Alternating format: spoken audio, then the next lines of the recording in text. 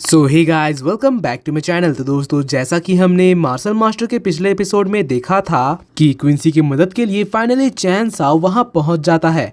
Quincy भी उसको देखकर काफी ज्यादा खुश हो गई थी और रिलीफ महसूस करती है, क्योंकि उसे पता था कि चैन साओ के सामने कोई भी उसे टच नहीं कर सकता। वो चैन साओ को हग करके रोने लगती है। इसीलिए चैन साओ एंशिएंट सेक्ट के लोगों से फाइट करने के लिए रेड डीमन को बाहर निकालता है। और यहाँ रेड डीमन सबसे पहले तो उन दो डिसाइपल्स को ठिकाने लगाता है, वो भी सिर्फ एक ही पंच से। जिसके बाद फिर एंशिएंट सेक्ट के एल्डर और रेड डीमन के बीच में फाइट शुरू हो जाती है, जिसमें रेड डीमन उसके ऊपर भारी पड़ रहा था। और अब आगे दोस्तों, आज के एपिसोड की शुरुआत बिल्कुल उसी जगह से होती है जहां हमें दिखाया जाता है कि अब एंशिएंट सेक्ट का वो एल्डर रेड डीमन को मारने के लिए अपना डिवाइन शील्ड बाहर निकाल लेता है, जिसको रेड डीमन अपनी बोन विप और त्रिशूल से बड़े ही आसानी से रोक लेता है। और इसके बाद फिर वो एक लेजर बीम से उसके ऊपर अटैक करता है, तो उससे बचने के लिए एल्डर अपने शील्ड से उसे रोकता है। जिसके बाद फिर वो एक जायंट क्लो फॉर्मेशन को एक्टिवेट करता है, मगर इससे रेड डीमन डरने वाला नहीं था।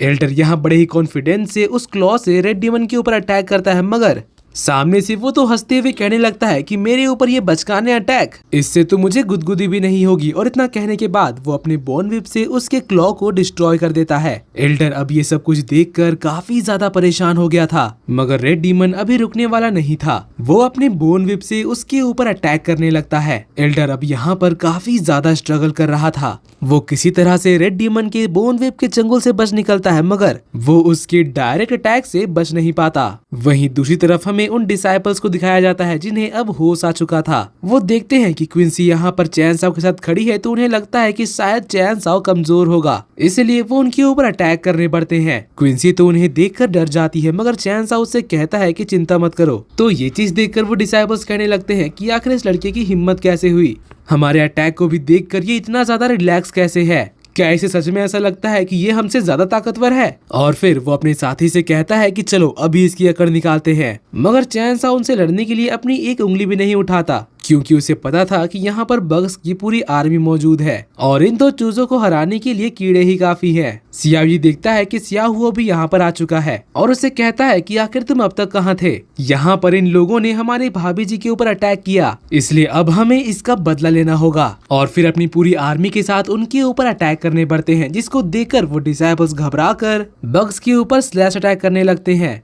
मगर इतने से उन बग्स को कुछ नहीं होता। तो फिर अब वो लोग बचने के लिए शील्ड बना लेते हैं, मगर बग्स की आर्मी इतनी ज्यादा स्ट्रॉन्ग थी कि वो उनके बैरियर को भी आसानी से क्रैक कर दे रहे थे, जिसको देखकर डिसाइपल्स की तो हालत ही खराब हो जाती है। फिर कुछ ही सेकंड्स में उन दोनों का पूरा बैरियर ही टूट जाता है और बग्स उनको नोच नोच कर खाना शुरू कर देते हैं, जो कि देखने में बहुत ही ज्यादा दर्दनाक थी। वो लोग दर्द से चिल्लाने लगते हैं और बस कुछ ही सेकंड्स में उनकी पूरी बॉडी खत्म हो जाती है। जिसके बाद फिर सियाओ और सियाओ वो उन दोनों के स्टोरेज ड्रिंक्स को ले जाकर चैन साओ को दे देते हैं। तो चैन साओ उन दोनों से कहता है कि अब जाओ और जाकर रेड डीमन की मदद करो, जिस पर वो लोग यस बॉस कहकर निकल जाते हैं। वहीं दूसरी तरफ रेड डीमन तो उस ठरकी बुढ़े एल्डर को दौड़ा दौड़ा कर अपनी त्रिशूल से मार रहा था।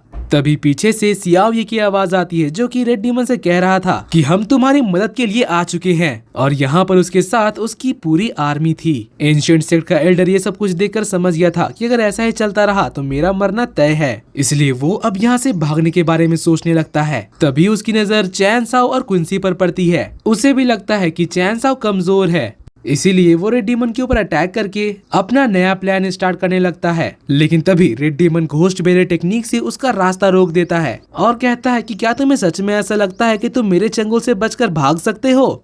एल्डर तो अब पूरी तरह से डर चुका था। फिर रेड डीमन अपनी बोन विप से उसके ऊपर अटैक कर देता है, तो इससे बचने के लिए वो अपने शरीर को दो हिस्सों में बांट देता है और एक से वो चैन साओ और क्विंसी के ऊपर अटैक करने बढ़ता है, जिसको रेड डीमन अपनी बोन विप से डिस्ट्रॉय कर देता है। मगर इस बीच उसका दूसरा क्लोन चुपके से चैन साओ की तरफ अटैक करने बढ़ता है। रेड डीमन उसके ऊपर भी अपने बोन विप से अटैक करने लगता है, मगर एल्डर तो उसके अटैक्स को डॉज करते हुए ऊपर हवा में जाकर एक फॉर्मेशन बैरियर बनाता है, मगर ये भी उसके बोन विप के अटैक को रोकने के लिए काफी नहीं था।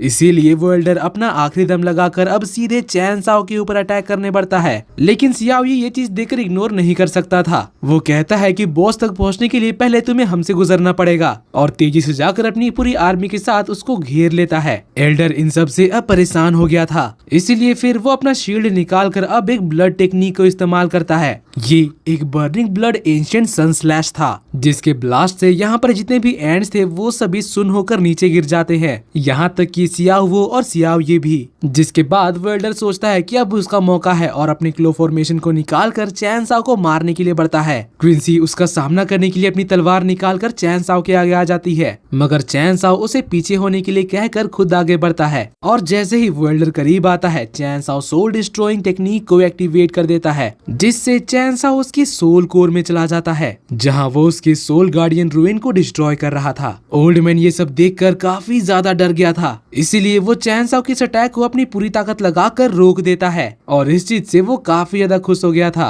मगर अब चैन साओ ब्रह्मा सील को एक्टिवेट कर देता है, जिसके अंदर से चैन साओ का सील्ड क्यूब बहुत ही बड़े साइज में निकलता है और ये चीज देखकर उस एल्डर की अब हालत खराब हो गई थी। और दोस्तों इसी के साथ आज का ये एपिसोड यहीं पर खत्म होती है। अगर आपको मेरी एक्सप्लेनेशन और ये एपिसोड पसंद आई तो प्लीज वीडियो को लाइक कर देना और जाने से पहले चैनल को सब्सक्राइब करके बेल नोटिफिकेशन भी ऑन कर लेना, ताकि जैसे ही इसका नेक्स्ट एपिसोड आए तो आपको सबसे पहले पता चल जाए। तो मिलते हैं आपसे अगली वीडियो में, तब तक के लिए bye bye, be happy, be safe and thanks for watching.